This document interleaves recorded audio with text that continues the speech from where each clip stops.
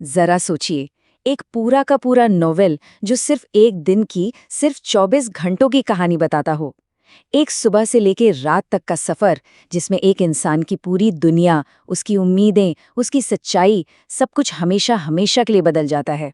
आज हम मुल्क राज आनंद के 1935 के उसी ऐतिहासिक नॉवल अछूत की दुनिया में चल रहे हैं। ये कहानी है बाखा नाम के एक नौजवान की और उसके उस एक दिन की जिसने भारतीय समाज को अंदर तक झकझोर कर रख दिया था। कहानी में हम गहराई से उतरें उससे पहले बस 1 मिनट रुककर इस एक लाइन को महसूस कीजिए। ये शब्द मशहूर लेखक E.M. फॉस्टर ने इस नॉवल की प्रस्तावना में लिखे थे, और ये एक लाइन, बस ये एक लाइन ही पूरी किताब का दर्द, पूरी कहानी का सच बयान कर देती है। समाज का सबसे अजीब, सबसे क्रूर विरोधाभास कि जो लोग समाज को साफ रखते हैं, समाज उन्हीं को सबसे गंदा समझता है। यही वो सच है जिसकी घुटन में बाखा की जिंदगी कैद है। तो चलिए मिलते हैं इस कहानी के हीरो से। बाखा 18 साल का एक नौजवान है, मजबूत कद काठी का। कहानी की शुरुआत होती है एक ठंडी सुबह से, जब वो नींद से जाग रहा है। लेकिन क्या उसकी सुबह आपकी और मेरी सुबह जैसी है? नहीं, बिल्कुल नहीं। उसकी दुनिया क्या है?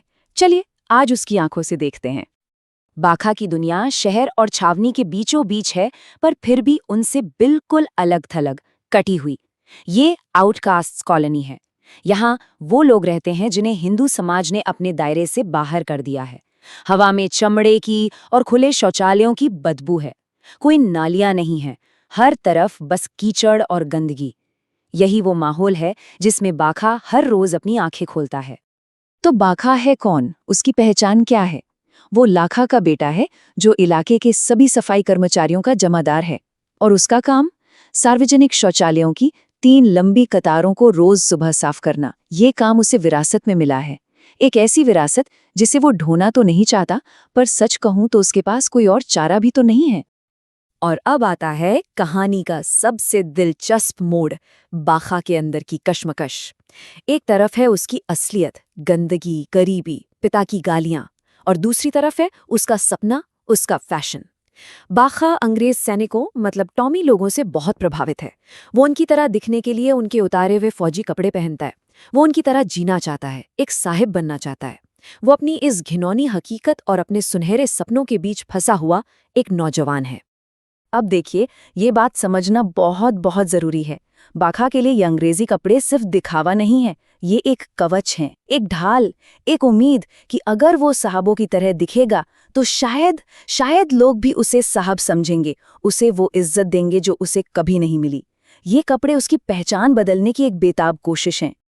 तो अपने इन्हीं साहिब वाले कपड़ों में, अपने सपनों में गुम, बाखा शहर की तरफ निकल पड़ता है। बेचारे को क्या पता कि आज का दिन उसकी जिंदगी का सबसे बुरा, सबसे भयानक दिन साबित होने वाला है। एक छोटा सा अनजाने में हुआ हादसा उसके पूरे वजूद को, उसके हर सपने को कुचल कर रख देगा। जरा इस सीन को अपने दिमाग में बनाइए। बाखा भीड़ भरे बाजार से गुजर रहा है, हाथ में गर्मा गर्म जलेबियों का पैकेट है और वो बड़े मजे से खा रहा है। वो खुश है, अपनी ही दुनिया में मगन। एक पल के लिए शायद वो भूल ही गया है कि वो कौन है। और तभी बस एक सेकंड के लिए अनजाने में उसका कंधा एक ऊंची जाति के आदमी से बस छू जाता है। और बस उसी एक पल में जैसे सब कुछ खत्म हो गया, आसमान फट पड़ा। वो आदमी चीखता है, भ्रष्ट कर दिया, मुझे एक अछूत ने छूकर भ्रष्ट कर दिया। एक सेकंड में बाखा की वो छोटी सी खुशी, वो साहब बनने का सपना, सब कुछ टूट के बिखर जाता है। पल भर में तमाशा देखने वालों की भीड़ जमा हो जाती है। चारों तरफ से कानाफूसी की आवाजें आने लगती हैं, जो धीरे धीरे चीखों में बदल जाती हैं। देखो देखो, अपवित्र कर दिया। हर कोई उसे ऐसी नजरों से घूर रहा है जैसे वो कोई इंसान नहीं, कोई कीड़ा मकोड़ा हो।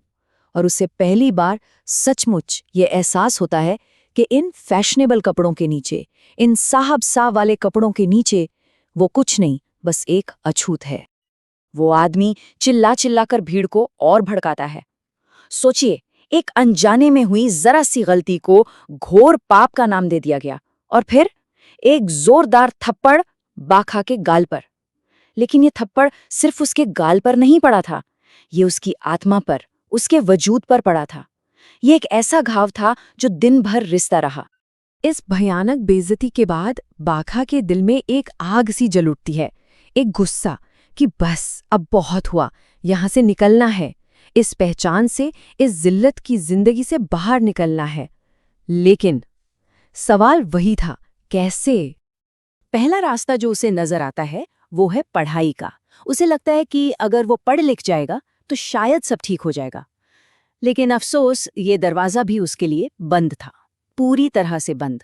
कोई भी स्कूल एक मेहतर के लड़के को दाखिला क्यों देगा? और डर था कि कहीं उसके छूने से बाकी बच्चे अपवित्र ना हो जाएं। तो ठीक है, पढ़ाई नहीं तो दूसरा रास्ता, भाषा। हाँ, वो अंग्रेजों वाली टिशमिश टिशमिश, अगर वो सीख ली तो? उसे लगता था कि असली ताकत, असली पावर तो उसी भाषा में है।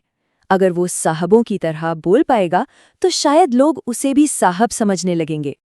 लेकिन कहते हैं ना कि हर काली रात की सुबह होती है, और बाखा के उस काले दिन में भी उम्मीद की कुछ किरणें थीं।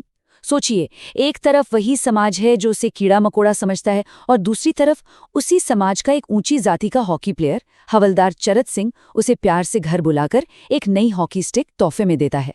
इतना ही नहीं, बाखा हिम्मत करके एक बाबू के बेटे से एक आना प्रति सबक पर अंग्रेजी सीखने का सौदा भी पक्का कर लेता है। इंसानियत के यही छोटे छोटे पल उसे पूरी तरह टूटने से बचा लेते हैं। तो अब दिन ढलने को है। बाखा थक चुका है, शारीरिक तौर पर भी और मानसिक तौर पर तो टूट ही चुका है। उसका दिमाग सवालों का एक बवंडर बन गया है। और तभी दिन के बिल्कुल आखिर में उसके सामने एक एक करके 3 रास्ते आते हैं। 3 संभावित समाधान जो शायद उसे इस नर्क से आज़ादी दिला सकते हैं। ये 3 रास्ते कौन से हैं? पहला, धर्म का, जो एक ईसाई मिशनरी दिखाता है। दूसरा, समाज सुधार का, जो महात्मा गांधी दिखाते हैं। और तीसरा, टेक्नोलॉजी का, जो एक कवि दिखाता है। सवाल ये है कि क्या इनमें से किसी के पास बाखा की मुश्किलों का हल है?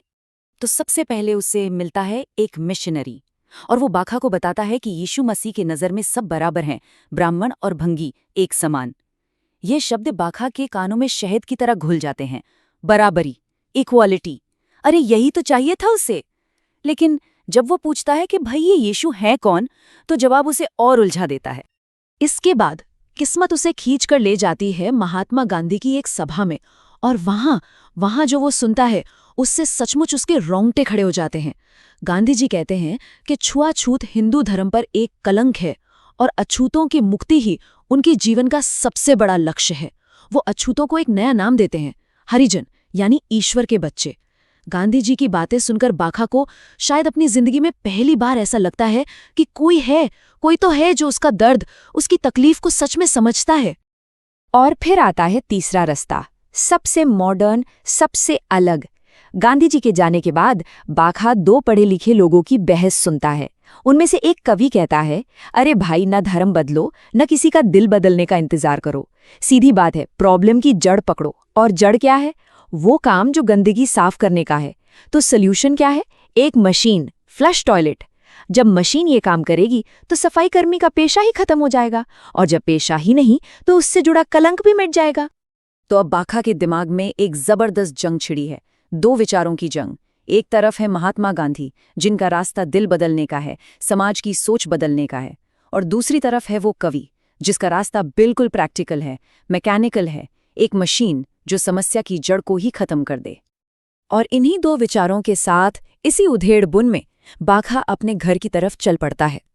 जानते हैं इस नॉवल की सबसे खूबसूरत बात क्या है? कि लेखक मुल्कराज आनंद हमें कोई बना बनाया जवाब नहीं देते। वो ये सवाल हमारे लिए, आपके लिए, हम सबके लिए छोड़ जाते हैं कि इस सदियों पुरानी सामाजिक बुराई का हल कहाँ है? इंसान के दिल में या उसके बनाए मशीन में? गांधी का रास्ता सही है या टेक्नोलॉजी का? और सबसे बड़ी बात, 1935 में उठाया गया ये सवाल क्या आज भी उतना ही जरूरी नहीं है?